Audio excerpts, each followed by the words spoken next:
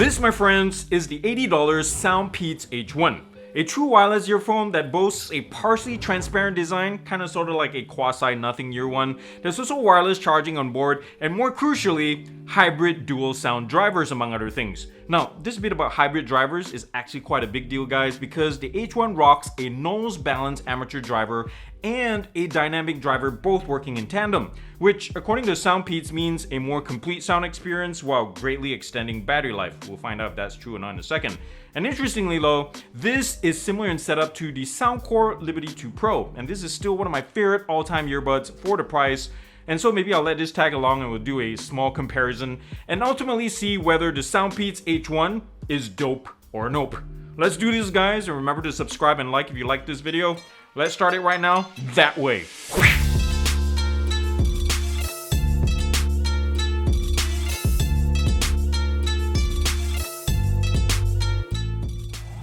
Alright, let's hit the specs and then we'll do some close-ups of the H1 in a bit. As I mentioned earlier, this retails for $80, and for that, you get the latest Qualcomm 3040 chipset that runs Bluetooth 5.2 with SBC, AAC, and aptX support. Mono mode is nice to see, as well as the increasingly popular inclusion of low latency gaming/movie mode. There's IPX5 water resistance, which is fine for splashes and rain and working out, but definitely don't take this swimming or into the shower. Battery life is supposedly a nice round 10 hours, according to Soundpeats, although I personally average closer to 8.7 hours at 65% volume with gaming mode off. With gaming mode on, you'll be seeing numbers closer to like 7.5 hours.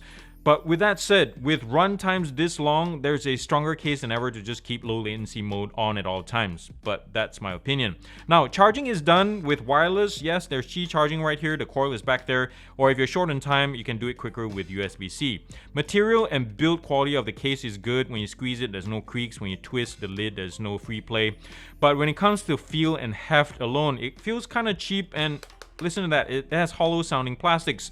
And since this hollow space wasn't taken up by a bigger battery cell, I'm wondering why couldn't Soundpeats have made it less bulky, kind of like their previous T1. Look at this one, it has similar running times, but look how slim this one is. Even though the hinge doesn't lock in place, it doesn't flop around super easy thanks to a tension pin installed right here.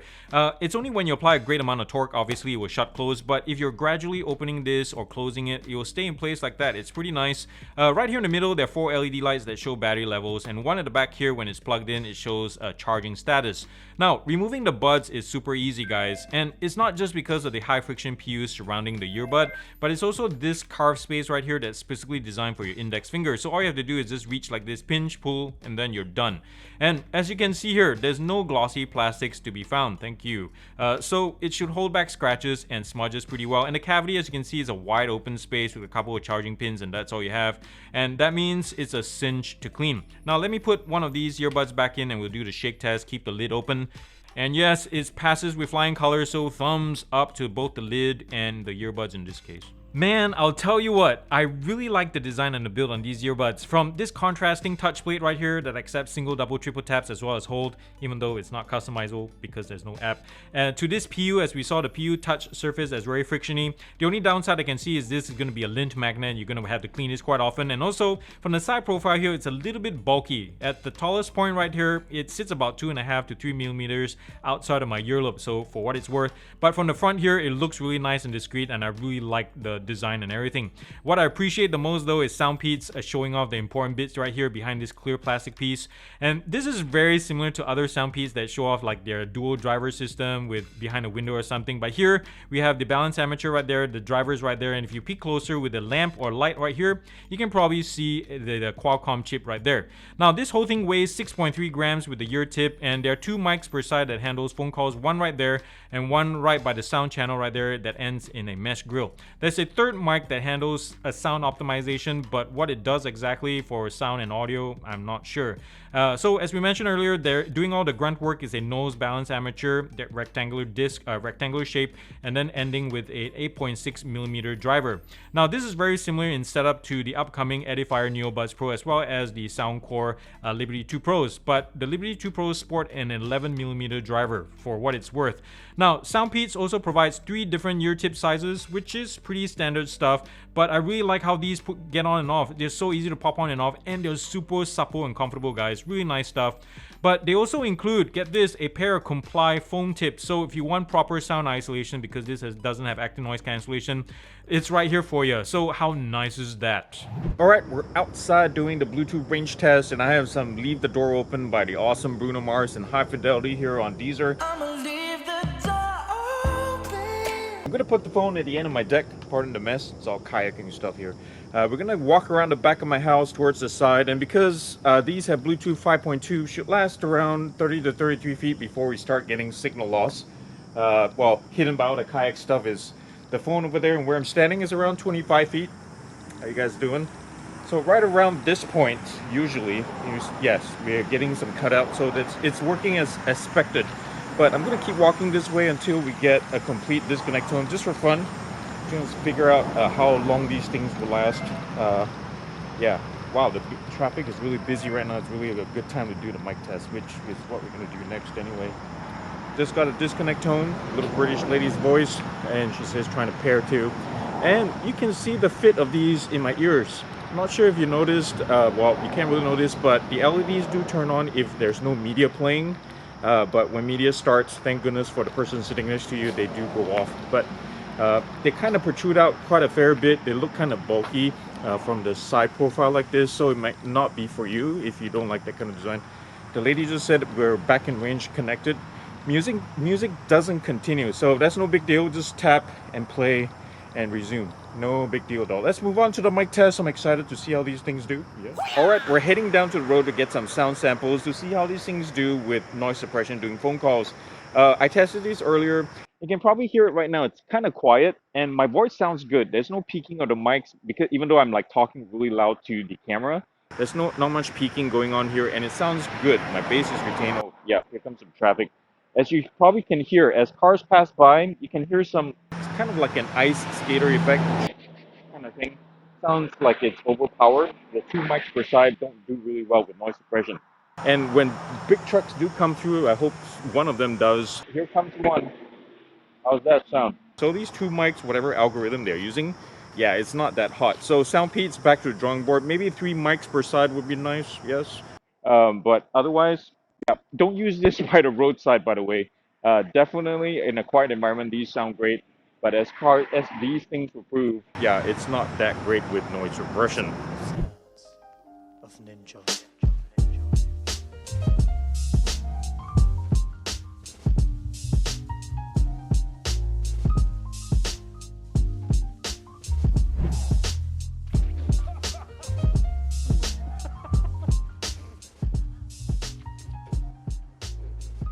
This might seem like a small deal, but these earbuds have lots of driving power. That means they have a really good deal of amplification. I remember when I first powered these on and pressed play on one of my test songs, I can't remember what now, my ears darn nearly blew out, and I thought I had set the volume really high or something, but when I checked, it was like at 30%. That's how powerful these things are. And in this case, as Sir Jeremy Clarkson would usually say,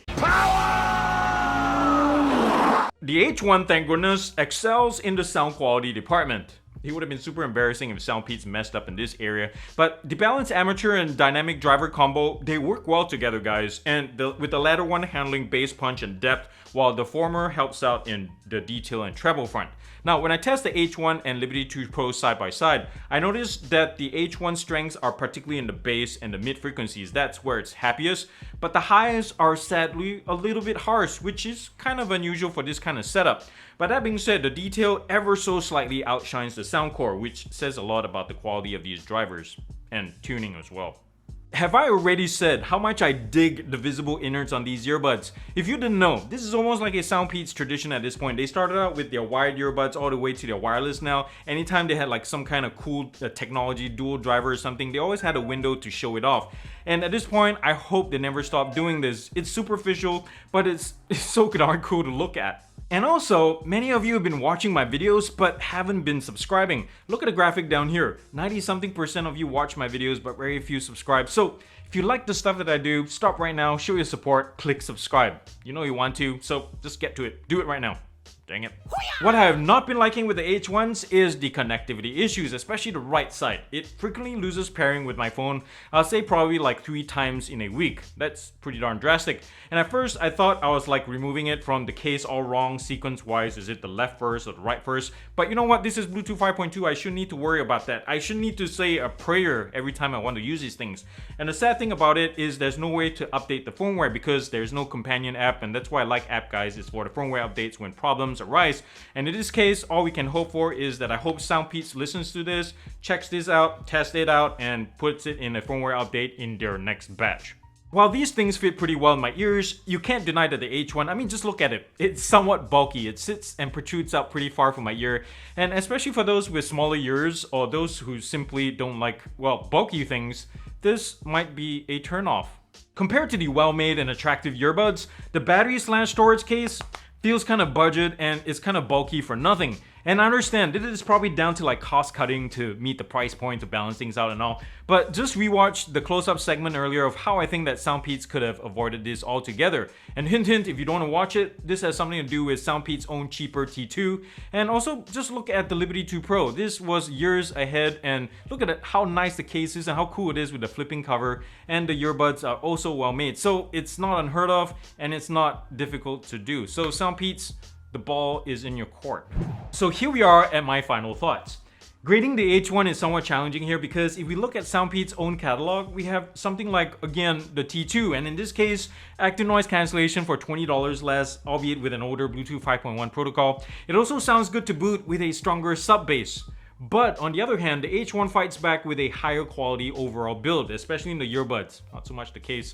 There's more sonic detail than the T2 by quite a lot, and with the included Comply Foam tips, which in on themselves are like $20 value, they provide arguably a solid passive seal from the outside world. Now, when you compare this with the Soundcore Liberty 2 Pro though, the H1 misses out a lot on the lack of app support, and it also sounds more exhausting the longer you have it on because the Liberty 2 Pros are warmer sounding, therefore more relaxing.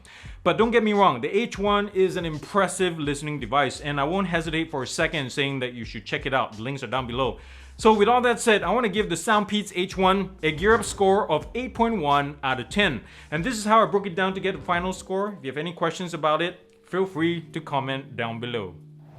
So, before you move on to the next video, stop right there. Don't click anything, just click subscribe down below. Show your support, guys. Turn on the bell notification icon down below to get notified whenever I drop new videos as well, which would be like twice a week nowadays because I'm full timing it for y'all. If you have any kind of spare change lying around too, you can visit me at Patreon to help me also full time this thing. And you can buy me a cup of Joe, whatever it's the equivalent it is for tea. Yeah, what is it for tea anyway? Or just leave me a tip and you can get your name shouted out right here like these two guys, and I can also bump whatever YouTube or TikTok or Insta account you may have right here. You can also thumbs up if you like this video and comment nicely down below because that's the right thing to do. And thumbs down. Thumbs down to the pedants out there who just can't wait to pounce on me whenever I use like words like earbuds and earphones interchangeably, because I know technically something like an AirPod that hangs right outside your ear canal, technically that's a earphone, while anything that goes inside is a earbud, technically. But in my defense, in the real world, I prefer to use earbuds most of the time because it's just more practical. Because think about this, which would you rather hear me say when I talk about one earbud, for example, buds or phones? See what I mean? It doesn't sound right? And earphones is less future-proof too, because what happens when we do invent a proper ear-based smartphone? I can imagine we have to sunset, earphones as we know it. Anyways, yeah, that wasn't very funny, was it? It's kind of boring. Back to the drawing board. Anyways, I hope you guys have a great weekend. Can't wait to see y'all next week. I love y'all so much. And remember to do something kind and loving for somebody, because all good starts with you. Yeah, peace out, guys. And I love y'all very much. God bless.